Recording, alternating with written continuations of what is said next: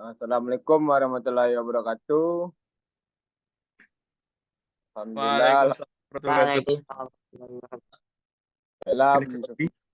panjatkan kehadirat Allah Subhanahu wa taala yang telah melimpahkan rahmat dan kepada kita bersama, sehingga kita bisa dapat melakukan doa pada pagi hari ini. Rawat malam dan lupa pula kita hadiahkan buat arwah junjungan kita Nabi besar Muhammad sallallahu alaihi wasallam dengan mengucapkan lafaz Allahumma shalli ala sayyidina Muhammad wa ala ali sayyidina Muhammad.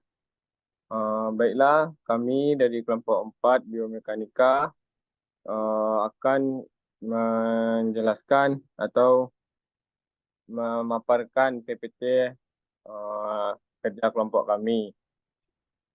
Saya Muhammad Aldafa dengan NIM 2308 6210 sebagai moderator dan teman-teman saya yaitu Saya Muhammad Anef dengan NIM 23086219.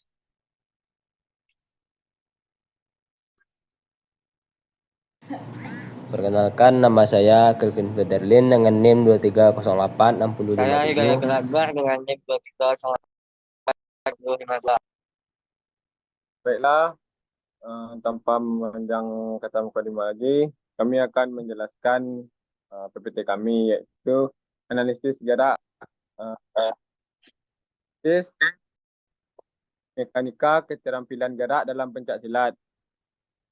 Yang pertama, analisis jarak tendangan depan atau front kick. Tendangan ini dilakukan dengan mengangkat lutut dan menendang lurus ke depan. Biasanya digunakan untuk menyerang perut atau lawan.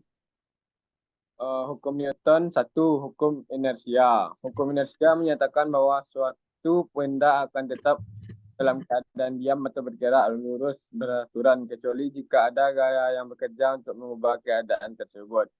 Penerapan tendangan pencak satu, kaki sebelum tendangan dimulai, kaki yang diam berada dalam keadaan inersia yaitu tidak bergerak.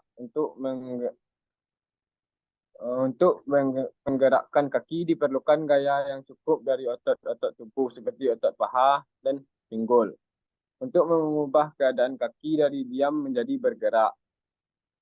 Yang kedua tu kinetika gerakan tendangan dalam pencak silat atau gaya otot. Kekuatan kontraksi otot terutama pada otot kaki, quadriceps, hamstring, terus menghasilkan gaya yang diperlukan mengangkat dan menggerakkan kaki. Otot pinggul ada betis bekerja untuk menciptakan gaya dorong yang kuat agar tendangan dapat dilaksanakan. Yang kedua itu tendangan dalam pencak silat seringkali dilakukan dengan cepat sehingga lawan kesulitan untuk mengantisipasi atau menghindarinya.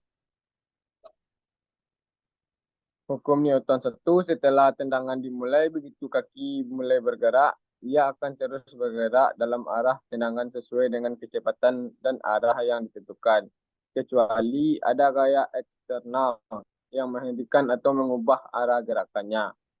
Gaya eksternal ini bisa berasal dari kontak dengan target seperti tubuh lawan atau benda keras yang akan menghentikan atau perlambat gerakan kaki. Yang kedua, tendangan dalam pencak silat gaya reaksi. Saat ini kaki sasaran, misalnya tubuh lawan atau target. Gaya akan terjadi. Gaya ini biasanya berubah gaya yang melawan arah. Tendangan yang harus diatasi oleh kekuatan tubuh dan kaki yang menendang. Proses tendangan. Angkat kaki yang akan digunakan untuk menendang diangkat terlebih dahulu. Dalam tendangan depan, misalnya lutut diangkat terlebih dahulu untuk mempersiapkan gerakan menendang. Pada tendangan samping atau melingkar, kaki diputar lebih dulu untuk memposisikan tubuh dengan benar. Gerakan tendangan. Tendangan dilakukan dengan mengarahkan kaki yang terangkat ke target. Baiklah, sekian dari saya. Selanjutnya materi kedua akan dijelaskan oleh teman saya yaitu Kevin. Kepada Kevin dipersilakan.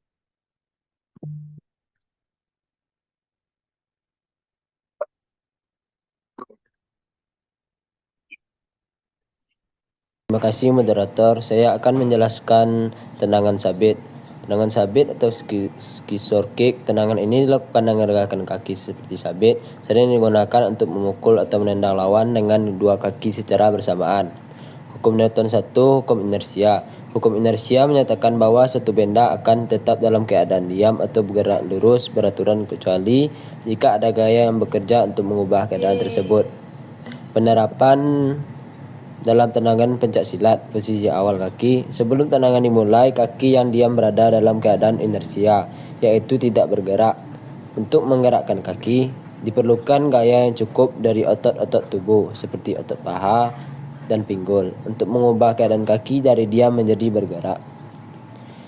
Yang kedua, posisi tubuh yang stabil. Salah satu kesalahan umum dalam tendangan adalah ketidakseimbangan tubuh setelah tendangan dilakukan. Untuk memperbaikinya, penting untuk segala menjaga posisi tubuh stabil dan seimbang baik sebelum atau selama maupun setelah tendangan.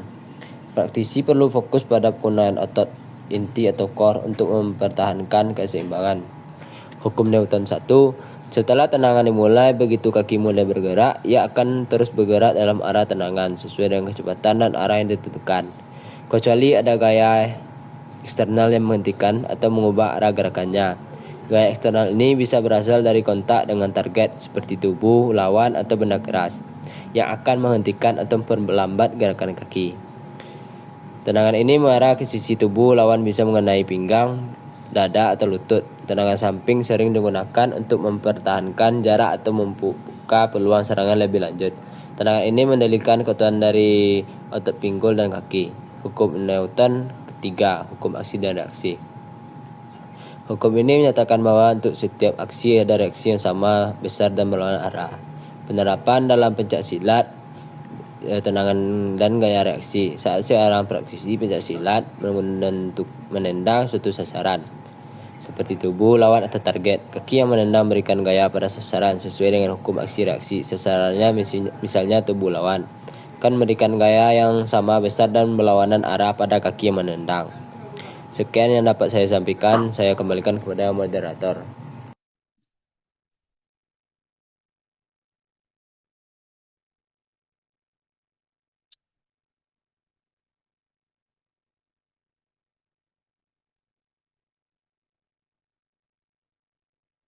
Baiklah, terima kasih kita ucapkan kepada pemerintah.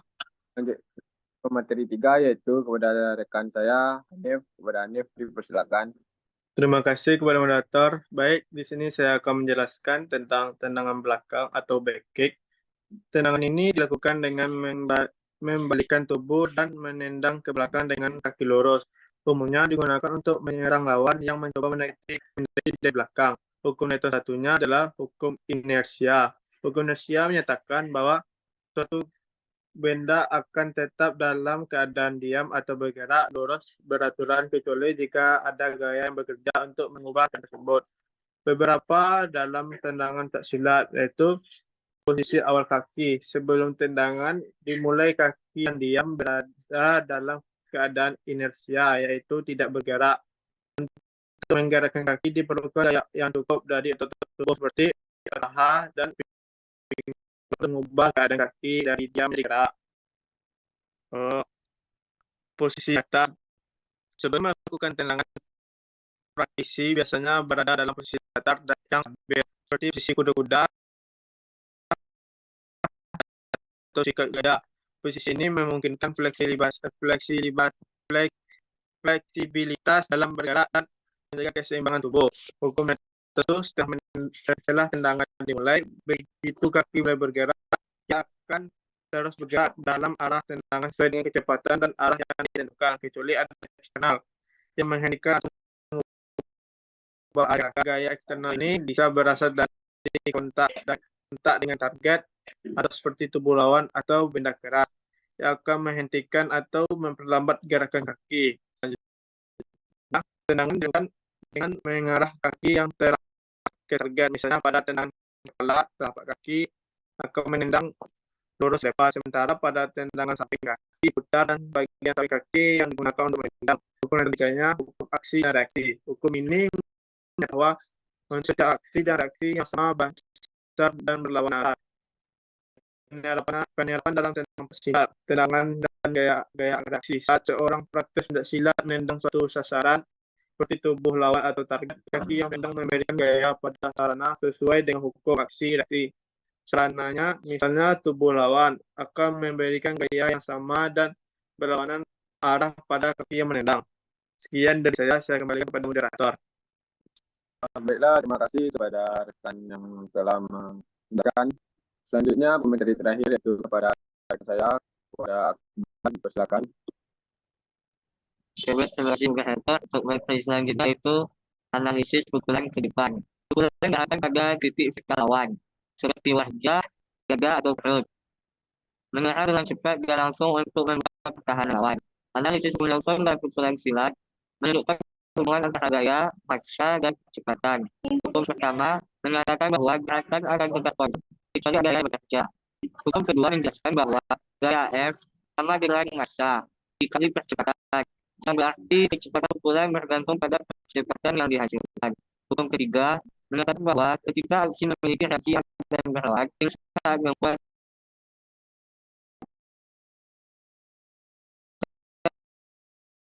yang diterima di kekuatan militan.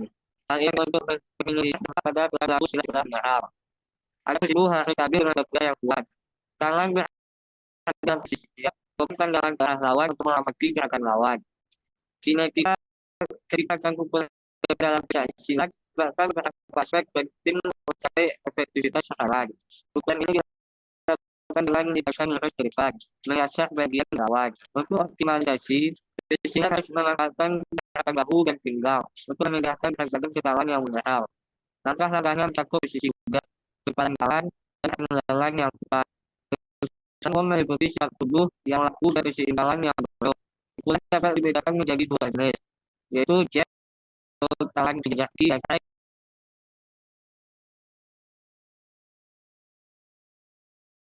atau tangan tidak sejajar kaki. Sekian yang saya sampaikan moderator. Baiklah, terima kasih kepada rekan yang menjelaskan. Sekian presentasi dari kelompok. Kalau ada salah dan janggal, maafkan. Saya tutup dengan mengucapkan Wassalamualaikum warahmatullahi wabarakatuh. Waalaikumsalam warahmatullahi wabarakatuh.